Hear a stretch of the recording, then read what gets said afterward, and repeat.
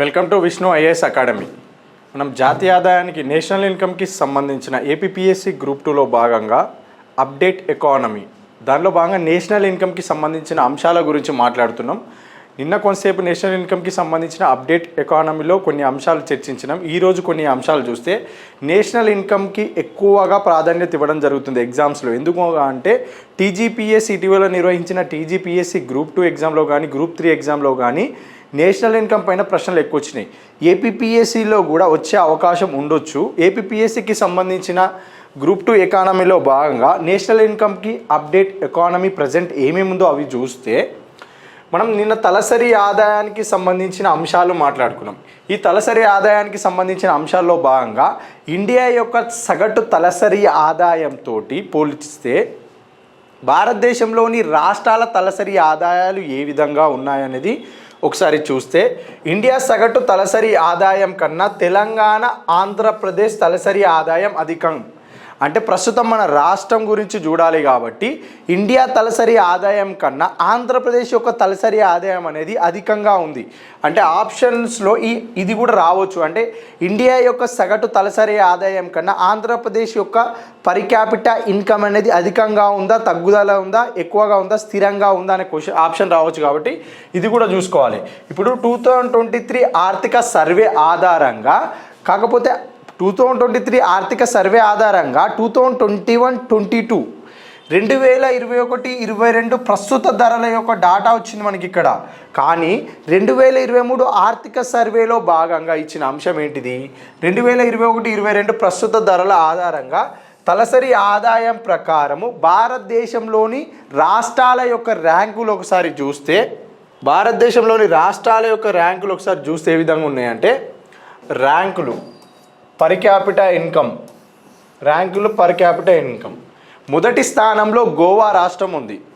గోవా రాష్ట్రం 4,75,401 రూపాయి. తర్వాత సిక్కిం, తర్వాత ఢిల్లీ, తర్వాత చండీగఢ్, తర్వాత తెలంగాణ. ఇప్పుడు 2023 ఆర్థిక సర్వే 2023 ఆర్థిక సర్వే ప్రకారం క్వశ్చన్ వస్తుంది అంటే, ఏ ఇయర్ ధరలు తీసుకున్నారు? 2021-22 ప్రస్తుత ధరల ప్రకారం లెక్కించగా తలసరి ఆదాయ ర్యాంకులలో రాష్ట్రాల వరుస క్రమాలను గుర్తించండి అంటే గోవా, తర్వాత సిక్కిం, ఢిల్లీ, చండీగఢ్, 5th ప్లేస్లో తెలంగాణ, 6th కర్ణాటక. ఆంధ్రప్రదేశ్ యొక్క ర్యాంక్ వచ్చేసి 16వ ర్యాంక్లో ఉంది. ఆంధ్రప్రదేశ్ యొక్క ర్యాంక్ ఎంత? 16వ ర్యాంకు. అయితే పెద్ద రాష్ట్రాలలో ఇప్పుడు గోవా కానీ, సిక్కిం కానీ, చండీగఢ్ కానీ, ఢిల్లీ కానీ ఇవేంటివి? చిన్న రాష్ట్రాలు, చిన్న కేంద్రపాలిత ప్రాంతాలు. పెద్ద రాష్ట్రాలలో పోలిస్తే తలసరి ఆదాయం పరంగా రాష్ట్రాలు చూస్తే, పెద్ద రాష్ట్రాలలో మొదటి స్థానంలో తెలంగాణ ఉంటే, 2nd కర్ణాటక, 3rd హర్యానా ఉంది. తెలంగాణ తలసరి ఆదాయం మహారాష్ట్ర, తమిళనాడు కన్నా అధికంగా నమోదు చేయబడింది. అరుణాచల్ ప్రదేశ్, మిజోరం, హిమాచల్ ప్రదేశ్ కన్నా తక్కువ తలసరి ఆదాయం ఆంధ్రప్రదేశ్కు గలదు. అంటే 2 తెలుగు రాష్ట్రాల యొక్క తలసరి ఆదాయాలు ఏ విధంగా ఉన్నాయో చూసి, ఇప్పుడు తెలంగాణ యొక్క తలసరి ఆదాయం అనేది మహారాష్ట్ర, తమిళనాడు కన్నా అధికంగా నమోదు చేయబడిందని ఇచ్చిర్రు. అరుణాచల్ ప్రదేశ్, మిజోరం, హిమాచల్ ప్రదేశ్ కన్నా తక్కువ తలసరి ఆదాయం అనేది ఆంధ్రప్రదేశ్కు గలదు. ఈ క్రింది ఏ రాష్ట్రాల కంటే తక్కువ తలసరి ఆదాయం అనేది ఆంధ్రప్రదేశ్కు కలదు అని అంటే అరుణాచల్ ప్రదేశ్, మిజోరం, హిమాచల్ ప్రదేశ్. అంటే ఆప్షన్స్లో ఈ 3 రాష్ట్రాలతో పాటు ఇంకేదైనా రాష్ట్రం ఇచ్చి చూజ్ చేసుకోమని అంటే ఏబీ సరైనది, ఏబిసిడి సరైనది అంటే మనం ఏం చూజ్ చేసుకోవాలి? ఆంధ్రప్రదేశ్, మిజోరం, హిమాచల్ ప్రదేశ్. వీటితో పాటు అదనంగా ఏదైనా రాష్ట్రము కర్ణాటక లాంటిది ఇస్తే అప్పుడు అది తప్పు అవుతుంది. అది కూడా కరెక్ట్ అవుతుంది. ఎందుకంటే కర్ణాటక కంటే కూడా ఆంధ్రప్రదేశ్ అనేది తక్కువనే ఉంది. కానీ ఆంధ్రప్రదేశ్ కంటే తక్కువగా ఉన్న రాష్ట్రాల ఒక రాష్ట్రం ఇచ్చిండు అనుకో, అప్పుడు ఆంధ్రప్రదేశ్కి చూజ్ చేసుకోవాల్సిన అంశం ఏంది? అరుణాచల్ ప్రదేశ్, మిజోరం, హిమాచల్ ప్రదేశ్. ఇక్కడ ఇచ్చింది పర్టికులర్గా చూస్తే గోవా, సిక్కిం, ఢిల్లీ, చండీగఢ్ ఈ మొదటి 4 రాష్ట్రాలు. తెలంగాణ 5th ప్లేస్లో ఉంది. పెద్ద రాష్ట్రాల పరంగా వరుస క్రమం చూస్తే తెలంగాణ, కర్ణాటక, హర్యానా. ఆంధ్రప్రదేశ్ కంటే అధికంగా కలిగిన తలసరి ఆదాయం కలిగిన రాష్ట్రాలలో ఈ ఆప్షన్ అరుణాచల్ ప్రదేశ్, మిజోరం, హిమాచల్ ప్రదేశ్. అంటే ఇవి చిన్న ఈశాన్య రాష్ట్రాలు. వీటికంటే కూడా ఆంధ్రప్రదేశ్ రాష్ట్రం యొక్క తలసరి ఆదాయం అనేది తక్కువగా ఉంది. నెక్స్ట్ దక్షిణ భారతదేశంలో సౌత్ ఇండియా పరంగా చూస్తే దక్షిణ భారతదేశంలో తక్కువ తలసరి ఆదాయం గల రాష్ట్రం అనేది ఆంధ్రప్రదేశ్. అంటే ఇప్పుడు ఈశాన్య రాష్ట్రాలతో పోలిస్తే ఏది హిమాచల్ ప్రదేశ్, ఇప్పుడు ఇక్కడ మనం మాట్లాడుకున్నాం కదా, ఏదేది అరుణాచల్ ప్రదేశ్, మిజోరాం, హిమాచల్ ప్రదేశ్, ఈ రెండు ఈశాన్య రాష్ట్రాలు. హిమాచల్ ప్రదేశ్ అనేది చిన్న రాష్ట్రం. వీటితో పోలిస్తేనే ఆంధ్రప్రదేశ్ తలసరి ఆదాయం అనేది తక్కువ ఉంది. క్వశ్చన్స్ ఇవే అడుగుతారండి. కంటెంట్ పార్ట్ 1-2 క్వశ్చన్స్ ఇచ్చి ఎక్కువ అప్డేట్ పార్ట్ పైనే ఫోకస్ చేస్తారు కాబట్టి ఈ విధంగానే క్వశ్చన్స్ వస్తాయి. అరుణాచల్ ప్రదేశ్, మిజోరాం, హిమాచల్ ప్రదేశ్ కన్నా తక్కువ తలసరి ఆదాయం ఆంధ్రప్రదేశ్కి ఉంటే, south Indian states, south India దక్షిణ భారతదేశంలో రాష్ట్రాలతో పోలిస్తే అతి తక్కువ తలసరి ఆదాయం కూడా ఆంధ్రప్రదేశ్కే ఉంటుంది. అతి తక్కువ తలసరి ఆదాయం కలిగిన రాష్ట్రం ఏంటిది? ఆంధ్రప్రదేశ్. రాష్ట్రాల నికర రాష్ట్ర ఉత్పత్తి డేటా 2021, ఇప్పుడు 2021-22 ప్రస్తుత ధరలు ఇది గుర్తుంచుకోవాలి. 2023 ఆర్థిక సర్వే ఆధారంగా చూస్తే మహారాష్ట్ర మొదటి స్థానంలో, తమిళనాడు 2వ స్థానంలో, కర్ణాటక 3వ స్థానంలో, ఉత్తరప్రదేశ్ 4వ స్థానంలో. అంటే ఇప్పుడు ఇది సౌత్ ఇండియాది కాదు, ఈ ఒక్క అంశం మాత్రమే దక్షిణ భారతదేశంలో. దక్షిణ భారతదేశంలో తక్కువ తలసరి ఆదాయం గల రాష్ట్రం ఏంటి? ఆంధ్రప్రదేశ్. అక్కడితో అయిపోయిన తర్వాత రాష్ట్రాల నికర రాష్ట్ర ఉత్పత్తి డేటా ఆధారంగా 2021-22 ర్యాంకులు 2023 ఆర్థిక సర్వే ప్రకారం చూస్తే ఏ రాష్ట్రంలో నికర రాష్ట్ర ఉత్పత్తి అధికంగా ఉంది అని అంటే మహారాష్ట్ర, తమిళనాడు, కర్ణాటక, ఉత్తరప్రదేశ్, గుజరాత్, పశ్చిమ బెంగాల్. ఇట్లా చూసుకుంటే ఆంధ్రప్రదేశ్ యొక్క స్థానం ఎక్కడ ఉంది? 8th ప్లేస్లో ఉంది. ఆంధ్రప్రదేశ్ యొక్క స్థానం ఎంత? 8th place. తెలంగాణ ఎంత? 9. 2 తెలుగు రాష్ట్రాల యొక్క ర్యాంకులు చూసుకోవాలి, ఏ స్థానంలో ఉంది అనేది చూడాలి. దానికి ముందున్న రాష్ట్రాలు ఏమేమి ఉన్నాయి చూడాలి. మొదటి రాష్ట్రాలు మహారాష్ట్ర, తమిళనాడు, కర్ణాటక, ఉత్తరప్రదేశ్. మనం అప్డేట్ పార్ట్ గురించి మాత్రమే మాట్లాడుతున్నాం కాబట్టి డాటా పార్ట్ మాత్రమే వస్తుంది. నెక్స్ట్ జీడిపి ఉపాధి రంగాల వారీగా వాటాలు. జీడిపిలో ఏమేమి ఉంటాయండి? జీడిపి అంటేనే agriculture sector, industrial sector, service sector. ఈ 3 రంగాలలో ఆ రంగాల యొక్క వాటాలు ఏ విధంగా ఉన్నాయనేది మనం నిన్న చూసినాం. ప్రజెంట్ ఏంటిది? ఈ రంగాలలో ఉపాధి, ఎంప్లాయ్మెంట్ అనేది ఎంత శాతం కలుగుతుంది అనేది ఒకసారి చూస్తే, ఇప్పుడు వ్యవసాయ రంగం యొక్క వాటా, ఇప్పుడు జీడిపి 100% అనుకుంటే ఈ 100లో వ్యవసాయ రంగం యొక్క వాటా ఎంత అనేది నిన్న మాట్లాడుకున్నాం, 17.6% అని మాట్లాడుకున్నాం. ఈ వ్యవసాయ రంగం యొక్క వాటా 17.6% ఉంటే ఈ 17.6% వాటాలో ఎంతమందికి ఉపాధి కల్పిస్తారు? ఇప్పుడు ఉపాధి కూడా మొత్తం ఉపాధి 100% అనుకుంటే ఈ 100%లో వ్యవసాయ రంగంలో ఉపాధి ఎంత శాతం కలుగుతుంది? 45.8%. 45.8% ఉపాధి కలుగుతుంది. దేంట్లో? వ్యవసాయ రంగంలో. కానీ వాటా పరంగా చూస్తే వ్యవసాయ రంగంలో వాటా తక్కువగా ఉంది, కానీ ఉపాధి పరంగా చూస్తే వ్యవసాయ రంగంలో ఉపాధి అధికంగా ఉంది. పారిశ్రామిక రంగంలో ఎంత ఉంది? 27.5%. ఉపాధి ఎంత ఉంది? 25.2%. సేవా రంగంలో ఎంత ఉంది? 54.9%. ఇక ఉపాధి ఎంత ఉంది? 29.2%. అంటే తక్కువగా జీడిపిలో తక్కువగా ఉన్న వ్యవసాయ రంగంలో ఉపాధి అధికంగా ఉంది అంటే అది అభివృద్ధి చెందుతున్న దేశాలలోని ఒక లక్షణం లాంటిది అది. ఈ వ్యవసాయ రంగం ఎంత ఉంది? 17.6. అంటే ఉపాధి ఎంత ఉంది అంటే ఇక్కడ ప్రచ్ఛన్న నిరుద్యోగిత అధికంగా కనిపించే రంగం వ్యవసాయ రంగం. అంటే ఉపాంత ఉత్పాదకత శూన్యంగా ఉంటుంది వ్యవసాయ రంగంలో. అంటే ఎగ్జాంపుల్ ఏ విధంగా అంటే ఒక 4 వ్యక్తులు, ఇప్పుడు ఒక 4 వ్యక్తులు ఉండి ఒక 4 ఎకరాలలో వ్యవసాయం చేస్తే వీరికి వచ్చే ఆదాయం 1,00,000 రూపాయలు అయితే తర్వాత సంవత్సరం ఈ 4కి అదనంగా ఇంకొక 3 కలిపి ఈ 7 మంది కూడా 4 ఎకరాలలో వ్యవసాయం చేస్తే వారికి వచ్చే ఇన్కమ్ 1,00,000 రూపాయలే. అంటే అదనంగా పెరిగిన 3, ఈ 3 చేసిన ఉత్పత్తి కానీ వీరు చేసిన శ్రమ కానీ వారి యొక్క ఉపాంత ఉత్పత్తి కానీ శూన్యం. ఎందుకు అంటే 4 చేసిన 1,00,000 రూపాయలే వస్తున్నాయి. అదనంగా జతగూడిన 3 చేసిన ఉత్పత్తి కూడా ఎంత ఉంటుంది? ఇక్కడ 1,00,000 రూపాయలతోటే ఉంది. మొత్తం 7 మంది కలిపిన 1,00,000 వస్తుంది, 4 వర్క్ చేసినా 1,00,000 రూపాయలు వస్తుంది. అంటే అదనంగా చేసిన 3 ఉపాంత ఉత్పత్తి ఎంత వాళ్ళది? శూన్యంగా ఉంటుంది. ఇలాంటి వ్యవస్థ వ్యవసాయ రంగంలో ఉంటుంది. ఈ వ్యవస్థ ఎక్కడ ఉంటుంది? అభివృద్ధి చెందుతున్న దేశాలలో ఉంటుంది. ఈ వ్యవసాయ రంగం నుండి ఎంప్లాయ్మెంట్ అనేది పారిశ్రామిక సేవా రంగాలకి ఎప్పుడైతే తరలి వెళ్తుందో అప్పుడు ఆ దేశాలు అభివృద్ధి చెందే అవకాశం ఉంటాయని చెప్పి ఆర్థికవేత్తలు మనకు సూచించడం జరుగుతుంది. ప్రస్తుతానికి వ్యవసాయ రంగం యొక్క వాటా 17.6 అయితే 45.8% ఉపాధి. 27.5% ఏమో పారిశ్రామిక రంగము అయితే 25.2% ఏమో ఉపాధి, 54.9% సేవా రంగం అయితే 29.2% అనేది ఉపాధి కలుగుతుంది, ఎంప్లాయ్మెంట్. ఎప్పుడు 2022-23 ఈ ఇయర్ అనేది కంపల్సరీ చూసుకోవాలి, ఏ ఇయర్ ప్రకారం అడుగుతుండు. ఇప్పుడు 1950-51 నుంచి 2023తో కంపేర్ చేస్తే వ్యవసాయ రంగం యొక్క వాటా ఏమైంది, తగ్గింది. పారిశ్రామిక రంగం యొక్క వాటా ఏమైంది, పెరిగింది. సేవా రంగం యొక్క వాటా ఏమైంది, పెరిగింది. కానీ ఉపాధి చూస్తే 72% నుంచి వ్యవసాయ రంగం ఉపాధి 2022-23 వరకు వచ్చేసరికి ఏమైంది, తగ్గుదల నమోదైంది. 10 నుంచి 25.2%కి ఉపాధి పెరగడం జరిగింది దేంట్లో, పరిశ్రమలో. తర్వాత 18 to 29.2%కి ఏమైంది, పెరుగుదల నమోదైంది సేవా రంగంలో.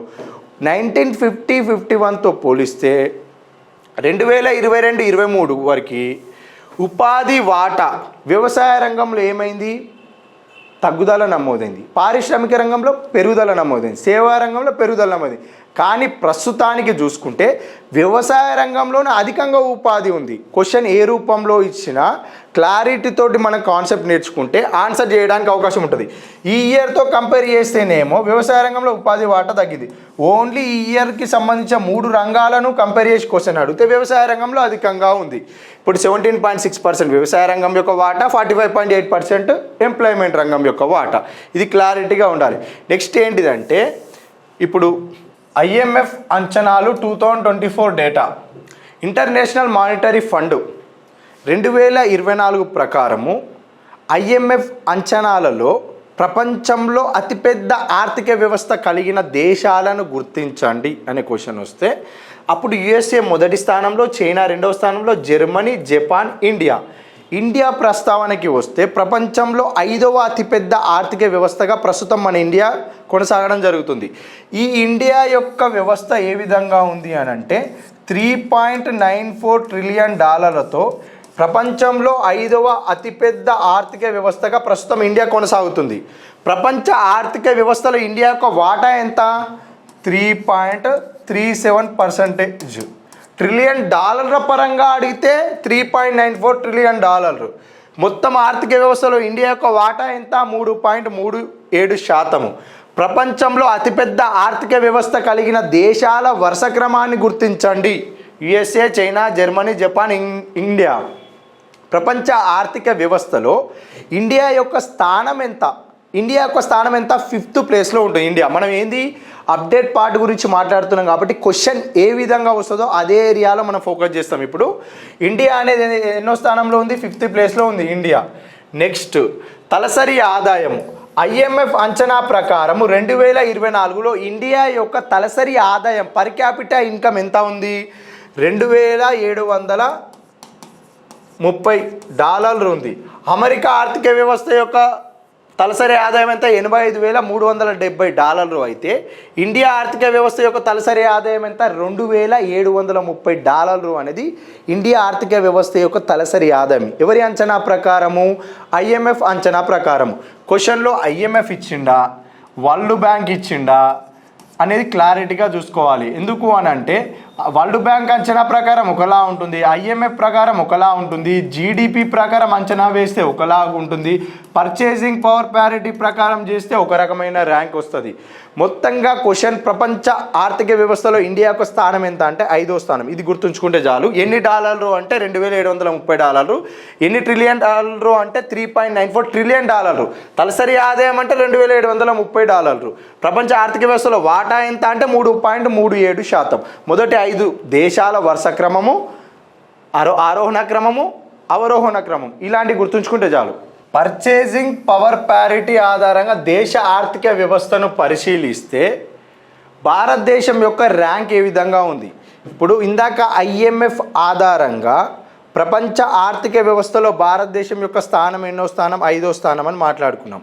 ప్రస్తుతం ఏంటిది అంటే పర్చేసింగ్ పవర్ ప్యారిటీ. క్వశ్చన్లో ఇది వస్తుంది, పర్చేసింగ్ పవర్ ప్యారిటీ. దీని గురించి మనం ఆల్రెడీ కాన్సెప్ట్లో మాట్లాడుకున్నాం. పర్చేసింగ్ పవర్ ప్యారిటీ ఆధారంగా దేశ ఆర్థిక వ్యవస్థలో అంటే ప్రపంచ ఆర్థిక వ్యవస్థలో భారతదేశం యొక్క స్థానం ఎంత, 3వ స్థానంలో ఉంది. క్వశ్చన్లో పర్చేసింగ్ పవర్ ప్యారిటీ అడుగుతుండా లేదా అని చూసుకోవాలి. అప్పుడు ర్యాంక్ చేంజ్ అవుతుంది. ఇండియా స్థానం 3వ స్థానంలో, ఫస్ట్ చైనా, USA. చైనాది ఎంత $35 ట్రిలియన్, యుఎస్ఏ $28 ట్రిలియన్, ఇండియాది ఎంత $14.5 ట్రిలియన్. ఇక్కడ ర్యాంకుల పరంగా చూస్తే 3వ స్థానంలో ఇండియా ఉంది. దేని ఆధారంగా? పర్చేసింగ్ పవర్ ప్యారిటీ ఆధారంగా. ప్రపంచంలో అతిపెద్ద ఆర్థిక వ్యవస్థ కలిగిన స్థానాల్లో భారతదేశం యొక్క స్థానం ఎంత? 5వ స్థానంలో ఉంది. ఇక్కడ పర్చేసింగ్ పవర్ ప్యారిటీ ఆధారంగా 3వ స్థానంలో ఉంది. నెక్స్ట్ అంశం ఏంటిదంటే జీడిపి ఆధారంగా నామమాత్రపు తలసరి ఆదాయం ప్రకారం, అంటే ఇంతసేపు జీడిపిలో భాగంగా భారతదేశ ఆర్థిక వ్యవస్థ ఎన్నవ స్థానంలో, పర్చేసింగ్ పవర్ ప్యారిటీ ఆధారంగా భారతదేశం యొక్క స్థానం ఎన్నో స్థానంలో ఉందనేది చూసినాం. ప్రజెంట్ ఏంటిదంటే తలసరి ఆదాయం ప్రకారము దేశాలకు ర్యాంకులను గమనిస్తే, అంటే తలసరి ఆదాయం ప్రకారం దేశాల యొక్క ర్యాంకులను చూస్తే ఆ ర్యాంకుల పరంగా భారతదేశం ఎన్నో స్థానంలో ఉంది, ఏ దేశం మొదటి స్థానంలో ఉంది. ఇప్పుడేమో ఇక్కడ ఏం చూసినాము? జీడిపి ఆధారంగా దేశాల వరుస క్రమం చూస్తే ఇండియా 5th ప్లేస్లో ఉంది. తలసరి ఆదాయం పరంగా ఇండియా ఎంత ఉంది? $2,730. ఇంగ్లాండ్ మనకంటే మనకంటే ఒక స్థానం దిగువన ఉంది. ఇంగ్లాండ్ ఎన్నో స్థానంలో $3.5 ట్రిలియన్ తోటి 6th ప్లేస్లో ఉంది. కానీ ఇండియా యొక్క తలసరి ఆదాయం ఎంత ఉంది? ఇక్కడ $51,070 ఉంది. అంటే మనకంటే చాలా ఎక్కువగా ఉంది ఇంగ్లాండ్ యొక్క తలసరి ఆదాయం.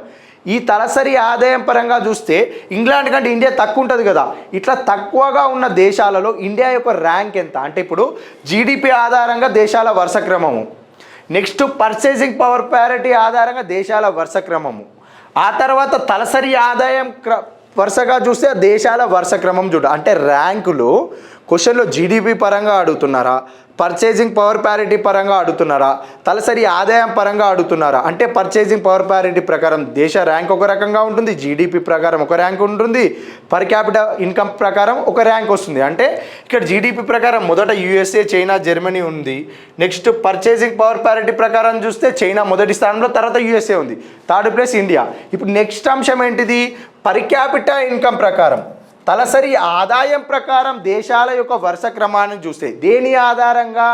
ఇంటర్నేషనల్ మానిటరీ ఫండ్ IMF నివేదిక ఆధారంగా తలసరి ఆదాయాలలో దేశాల ర్యాంకు వరుస క్రమాన్ని గుర్తిస్తే లగ్జెంబర్గ్ మొదటి స్థానంలో, ఐర్లాండ్ 2వ స్థానంలో, స్విట్జర్లాండ్ 3వ స్థానంలో, నార్వే 4th ప్లేస్లో ఉంది. లగ్జెంబర్గ్ మొదటి స్థానంలో, Ireland 2nd, Switzerland, Norway, Singapore 5th ఉంటే యుఎస్ఏ చూస్తే ఎక్కడ ఉంది? యుఎస్ఏ 6th ప్లేస్లో ఉంది. IMF ఆధారంగా చూస్తున్నాం మనం ఇక్కడ, IMF ఆధారంగా. తర్వాత నెక్స్ట్ అంశం ఏంటిదంటే మన ఇండియా యొక్క స్థానం చూడాలి. ఇండియా ఎన్నో ప్లేస్లో ఉంది? 136వ ప్లేస్లో ఉంది. దేని ఆధారంగా? పర్ క్యాపిటల్ ఇన్కమ్ ఆధారంగా. పర్ క్యాపిటల్ ఇన్కమ్ అంటే నామినల్ పర్ క్యాపిటల్ ఇన్కమ్ ఆధారంగా ఇండియా యొక్క స్థానం ఎంత? 136వ స్థానంలో. ఏ సంస్థ యొక్క అంచనా? IMF సంస్థ యొక్క అంచనా. IMF సంస్థ యొక్క అంచనా. ఎందుకు నేను పర్టికులర్గా సంస్థను ట్రిగర్ చేసి చెప్తున్నాను అంటే నెక్స్ట్ వరల్డ్ బ్యాంక్ యొక్క అంచనా వస్తుంది. ఇప్పుడు వరల్డ్ బ్యాంక్ యొక్క 2024 నివేదిక ప్రకారం, 2024 యొక్క నివేదిక ప్రకారం చూస్తే భారతదేశం యొక్క స్థానం ఏంది? 137. వరల్డ్ బ్యాంక్ అంటే 137, IMF అంటేనేమో 136. అంటే ఒక్కటే సంఖ్య 136, 137. 137 అంటే వరల్డ్ బ్యాంకు, 136 అంటే IMF ఇచ్చి 137 పెట్టినాం అనుకో ఆన్సర్ రాంగ్ అవుతుంది. చూసుకోవాలి. IMF నివేదిక ఆధారంగా భారతదేశం యొక్క ర్యాంక్ ఎంత? 136. 1కి 2 సార్లు క్లారిటీగా చూసుకోవాలి. క్వశ్చన్లో ఏం అడుగుతుండు? పర్ క్యాపిటల్ ఇన్కమా, పర్చేసింగ్ పవర్ ప్యారిటీ ఆధారంగా అడుగుతుండా, జీడిపి ప్రకారం అడుగుతుండా, IMF అనే సంస్థ అంచనా అడుగుతుండా, వరల్డ్ బ్యాంక్ యొక్క నివేదిక అడుగుతుండా? మొత్తం ఇప్పుడు ఆప్షన్లో ఎట్లా ఇస్తాడంటే పర్చేసింగ్ పవర్ ప్యారిటీ ప్రకారం 3 ఉంది, మన జీడిపి ప్రకారం 5th ప్లేస్లో ఉంది. ఇక్కడ నామినల్ పర్ క్యాపిటల్ ఇన్కమ్ ప్రకారం 136 ఉంది. ఇవన్నీ ఇస్తాడు ఆప్షన్స్లో. మనం క్వశ్చన్ PPP అడుగుతున్నారా, జీడిపి అడుగుతున్నారా, నామినల్ పర్ క్యాపిటల్ ఇన్కమ్ అడుగుతారు, ఈ క్లారిటీ ఉంటే ఆప్షన్లో మనం క్లారిటీగా ఆన్సర్ పెడతాం. అందుకే ఇది ఎక్కువసేపు చెప్పడం జరుగుతుంది. ఇప్పుడు నెక్స్ట్ ఏంటిదంటే IMF report purchasing power parity ఆధారంగా బాగా చూడండి. IMF రిపోర్ట్ ఆధారంగా PPP డాలర్లలో దేశాల యొక్క ర్యాంకులను అంచనా వేస్తే భారతదేశం యొక్క ర్యాంక్ ఎంత? 3వ స్థానంలో ఉంది. ఇది కరెక్టే. ఇప్పుడు మాట్లాడుకునే అంశం ఏంటిదంటే పర్చేసింగ్ పవర్ ప్యారిటీ ఆధారంగా దేశ తలసరి ఆదాయం ప్రకారము పర్ క్యాపిటా ఇన్కమ్ కూడా పీపీపీ డాలర్లలో అంచనా వేస్తే భారతదేశం యొక్క ర్యాంకు ఏ విధంగా ఉంది? క్లారిటీ అనేది ముఖ్యమైంది ఇక్కడ. పీపీపీ డాలర్లో దేశం యొక్క ర్యాంకు అంటే 3వ స్థానం. పీపీపీ డాలర్లో దేశంలో ఉన్న తలసరి ఆదాయం పరంగా ర్యాంకుల వరుస క్రమము అంటే ఈ ర్యాంకులను గమనిస్తే ఇండియా యొక్క ర్యాంక్ ఎన్నో స్థానంలో ఉంది? 125వ స్థానంలో ఉంది. 125వ స్థానం ఉంది. ఎన్ని డాలర్లు? 10,123 డాలర్లు కలిగి ఉంది. ఇది India. IMF report purchasing power parity ప్రకారం నామినల్ పర్ క్యాపిటా ఇన్కమ్ ఆధారంగా ర్యాంకులను గమనిస్తే ఇండియా యొక్క ర్యాంకు 125, 10,123 డాలర్లు. అదే ఐఎంఎఫ్ అంచనా ప్రకారం పీపీపీ డాలర్లో భారతదేశం యొక్క ర్యాంక్ ఎంత? 3వ స్థానంలో ఉంది. నెక్స్ట్, నామినల్ ధరల వద్ద ఇండియా 136వ ర్యాంకును కలిగి ఉంది. నామినల్ ధరల వద్ద అంటే ఏంది? Per capita income. నామినల్ ధరల వద్ద పీపీపీ డాలర్ల వద్ద ఎంత కలిగి ఉంది? 125వ ర్యాంకు కలిగి ఉంది. అంతే కదా. ఇప్పుడు ఇందాక మనం చూసిన నామినల్ పర్ క్యాపిటా ఇన్కమ్ ప్రకారం చూస్తే ఐఎంఎఫ్ అంచనా ప్రకారం 136వ ర్యాంక్ ఉంటే ఇప్పుడు ఎన్నో స్థానంలో ఉంది? 125వ ర్యాంకును కలిగి ఉంది. ఈ సమాచారం మొత్తం ఏ అంచనా ప్రకారం? ఐఎంఎఫ్ అనే నివేదిక అంచనా ప్రకారం. ఒకే ఒక అంశం చూసినాం, దేంటిది? వరల్డ్ బ్యాంక్ది. వరల్డ్ బ్యాంక్ అంచనా ప్రకారం తలసరి ఆదాయం పరంగా చూస్తే ఇండియా ర్యాంకు 137వ స్థానంలో ఉంది. అది ఒక్కటే అంశం వరల్డ్ బ్యాంక్ చూసినాం. అన్ని అంశాలు ఐఎంఎఫ్ నివేదిక ప్రకారమే చూసినాం మనము. నెక్స్ట్, నిన్న మనం ఆల్రెడీ మాట్లాడుకున్నాం దేని గురించి? జీడిఎస్, డొమెస్టిక్ సేవింగ్స్, పొదుపు రేటు ఏ విధంగా ఉంది, పెట్టుబడి రేటు ఏ విధంగా ఉందనేది నిన్న చూసినాం. కానీ పొదుపు రేటు పెట్టుబడి రేటు మధ్యలో ఉన్న అంతరం ఎంత? దాని ముందు సంవత్సరాలలో ఏ విధంగా ఉంది? ప్రస్తుత సంవత్సరం అంతరం పెరిగిందా తగ్గిందా? ఇలాంటి క్వశ్చన్స్ కూడా రావచ్చు. కాబట్టి ఈ చిన్న అంశాన్ని మళ్ళీ ఒకసారి చూస్తే ఇప్పుడు 2022-23లో జీడిఎస్, గ్రాస్ డొమెస్టిక్ సేవింగ్స్ అంటే ఇప్పుడు ఒక దేశంలో ఒక ఆర్థిక సంవత్సర కాలంలో, అంటే ఇప్పుడు మన ఆర్థిక సంవత్సర కాలం ఉంది కదా, ఆ ఆర్థిక సంవత్సర కాలంలో ఒక దేశంలో అంటే మన దేశంలోనే మన ఫైనాన్షియల్ ఇయర్లోనే ఎంతైతే పొదుపు చేస్తున్నామో ఆ పొదుపు చేస్తున్న ఆదాయాన్ని మొత్తం జీడిపిలో శాత రూపంలో తెలపడాన్ని పొదుపు రేటు అంటారు. ఈ పొదుపు రేటు ఏ విధంగా ఉంది? ఈ పొదుపు పబ్లిక్ గవర్నమెంట్లో ఏ విధంగా ఉంది? ప్రైవేట్ సెక్టార్లో ఏ విధంగా ఉంది? హౌస్ హోల్డ్ సాధారణ ప్రజలలో ఏ విధంగా ఉంది? మొత్తంగా ఏ విధంగా ఉంది చూస్తే ఇక్కడ ఎంత ఉంది? 30.2. మనం ఆల్రెడీ నిన్న మాట్లాడుకున్నాం దీని గురించి. పొదుపు రేట్ ఎంత ఉంది? 30.2. ప్రజెంట్ ఎప్పుడు? 2022-23లో. అంటే గతంతో పోలిస్తే పెరిగింది. 2018-19తో పోలిస్తే 2022-23లో పొదుపు రేటు పెరిగిందా తగ్గిందా అనే క్వశ్చన్ వస్తే ఏం చేయాలి? అప్పుడు తగ్గుదల నమోదైంది. ఇక్కడ కూడా తగ్గుదల నమోదైంది. ఏ ఇయర్తో పోలిస్తే? 2018-19తో పోలిస్తే. తర్వాత ఇయర్ 2019-20. అంటే డైరెక్ట్ క్వశ్చన్స్ ఎట్లా ఇస్తాడంటే ఇప్పుడు 2011-12 పొదుపు రేటు 34.6% ఉంటే ప్రస్తుతం పొదుపు రేటు అనేది పెరుగుదల నమోదైందా తగ్గుదల నమోదైందా? తగ్గుదల నమోదైంది. పొదుపు రేటు ఈ విధంగా ఉంది. పెట్టుబడి రేటు చూద్దాం. ఇప్పుడు పొదుపు పెట్టుబడి రేటు శాతాలు. పెట్టుబడి రేటు అంటే ఏంటిది? ఇప్పుడు ఏదైనా ఒక దేశంలో ఒక ఆర్థిక సంవత్సర కాలంలో ఏదైనా ఒక దేశం అనే పదం వచ్చినప్పుడు మన భారతదేశమే తీసుకుంటే మన దేశంలో మన ఆర్థిక సంవత్సర కాలంలో ఎంతైతే పెట్టుబడి చేస్తున్నామో ఆ పెట్టుబడిని మన దేశ ఆర్థిక వ్యవస్థ అంటే జీడిపిలో శాత రూపంలో తెలపడాన్ని పెట్టుబడి రేటు. పొదుపును శాత రూపంలో తెలిపితే పొదుపు రేటు, పెట్టుబడిని శాత రూపంలో తెలిపితే పెట్టుబడి రేటు. ఈ పెట్టుబడి రేటు పొదుపు రేటుల యొక్క అంతరాలు ఏ విధంగా ఉన్నాయో ఒకసారి చూస్తే పొదుపు పెట్టుబడి ఈ రెండు చూస్తే 2022-23లో పెట్టుబడి రేటు ఎంత ఉంది? 32.2% ఉంది. పొదుపు రేటు 30.2. అంతరం ఎంత ఉంది? -2. మైనస్ ఎందుకు వచ్చింది? ఇప్పుడు పొదుపు చేసిన ఆదాయాన్ని పెట్టుబడి రూపంలోకి మార్చడం జరుగుతుంది. పొదుపు తక్కువ ఉంది, పెట్టుబడి ఎక్కువ ఉంది. పొదుపు తక్కువ ఉంది, పెట్టుబడి ఎక్కువ ఉంది అంటే అంతరం ఎంత? -2. -2 అంటే ఏంది? అప్పుల రూపంలో తీసుకురావడమా లేకుంటే బ్యాంకుల రూపంలో తీసుకొచ్చి రుణాలు తీసుకొచ్చి అయినా పెట్టుబడి పెట్టడం జరుగుతుంది. సేవింగ్స్ ఎక్కువ ఉంటే పెట్టుబడి ఎక్కువ జరగాలి. కానీ సేవింగ్స్ తక్కువనే పెట్టుబడి రేటు ఎక్కువగా ఉంది మన దగ్గర. అంతరం ఎంత? -2% ఉంది. 2011-12లో ఏ విధంగా ఉంది? -4.3% ఉంది. ఇప్పుడు ఎంత ఉంది? -2%. గత సంవత్సరంలో ఎంత ఉంది? -0.8% ఉంది. ఏది లాస్ట్ ఇయర్తో పోలిస్తే అంటే లాస్ట్ ఇయర్ డాటా 2019-20తో పోలిస్తే 2022-23లో -2% అంటే పెరిగింది. పొదుపు పెట్టుబడి రేట్ల మధ్యలో ఉన్న అంతరం అనేది పెరిగింది. క్వశ్చన్ ఇవే వస్తాయి, పెట్టుబడి రేటు ఎంత, పొదుపు రేటు ఎంత, వీటి మధ్యలో గ్యాప్ ఎంత, అంతరం ఎంత ఉంది, సర్ప్లస్ ఉందా, మైనస్ ఉందా, డెఫిసిట్ ఉందా, ఇవి చూసుకోవాలి. -2% అంటే ఇప్పుడు ఇక్కడ డైరెక్ట్ +2 కూడా ఇవ్వచ్చు, ఆప్షన్లో 2% ఇవ్వచ్చు, -2 ఇట్లా ఇచ్చింది అనుకో, ఇది చూస్ చేసుకుంటూ పోతుంది ఎంత, -2%. నెక్స్ట్ జీవీఏలో వ్యవసాయ అనుబంధ రంగాల వాటా, మనం ఆల్రెడీ దీని గురించి మాట్లాడుకున్నాం. మళ్ళీ ఒకసారి పైన చూసుకుంటూ పోతే 2023-24 ఆర్థిక సర్వే ప్రకారం 17.6%. మనకి అవైలబుల్ డేటా ప్రకారం 2022-23లో ఎంత ఉంది, 18.2 ఉంది. ఈ 18.2లో పంటలు, పశు సంపద, అటవీ సంపద, మత్స్య సంపద ఏ విధంగా ఉందో చూస్తే పంటలు అధికంగా ఉన్నాయి, తర్వాత స్థానంలో పశు సంపద, తర్వాత అటవీ సంపద, మత్స్య సంపద, ఇవి రెండు సమానంగా ఉన్నాయి. మొత్తంగా చూస్తే 18.2%. క్వశ్చన్లో 2022-23 ప్రకారము వ్యవసాయ అనుబంధ రంగాల వాటాల వరుస క్రమాన్ని గుర్తించండి అంటే మొదటి స్థానంలో పంటలు, పశు సంపద, అటవీ, మత్స్య. పంటల యొక్క రంగం యొక్క వాటా ఎంత, 10.1, పశు సంపదలు అంటే 5.5, అటవీ ఉత్పత్తులు 1.3, మత్స్య ఉత్పత్తి అంటే 1.3, ఇవి చూసుకోవాలి. ప్రజెంట్ 17.6%. 2023-24 అడుగుతున్నారా, 2022-23 అడుగుతున్నారా, 2014-15 అడుగుతున్నారా, ఈ క్వశ్చన్ ఈ ఇయర్ అనేది క్లారిటీ ఉండాలి మనకి. ఈ ఇయర్ క్లారిటీతోటే మనం ఆన్సర్ చూస్ చేసుకునే అవకాశం ఉంటుంది.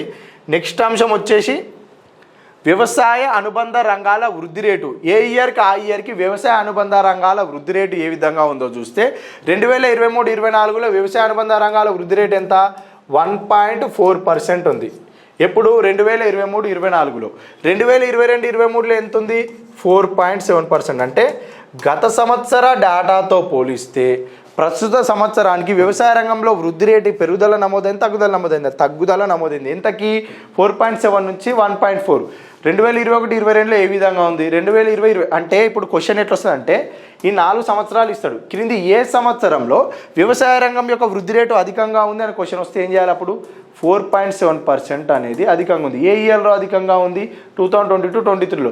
అది ఏ ఇయర్ల ప్రకారం అడిగితే 2020-21 నుంచి ఈ 4 సంవత్సరాలు ఆప్షన్లో ఇస్తే, లేదు 2019 ఆప్షన్లో వచ్చింది అనుకో, అప్పుడు 2019 కరెక్ట్ అవుతుంది. ఎందుకంటే ఇక్కడ ఎంత ఉంది, వ్యవసాయ రంగంలో వృద్ధి రేటు 6.2% ఉంది. అంటే ఏ సంవత్సరానికి ఎంత వృద్ధి రేటు ఉంది, గత 4-5 సంవత్సరాల వృద్ధి రేట్లు ఏ విధంగా ఉన్నాయి, ప్రస్తుత సంవత్సరం యొక్క వృద్ధి రేటు ఏ విధంగా ఉన్నది ఒకసారి చూస్తే మనకు ఒక క్లారిటీ వస్తుంది. ప్రస్తుత సంవత్సరం 1.4, గత సంవత్సరంతో పోలిస్తే ప్రస్తుత సంవత్సరం అనేది తగ్గుదల నమోదైంది, ఇది కూడా చూసుకోవాలి.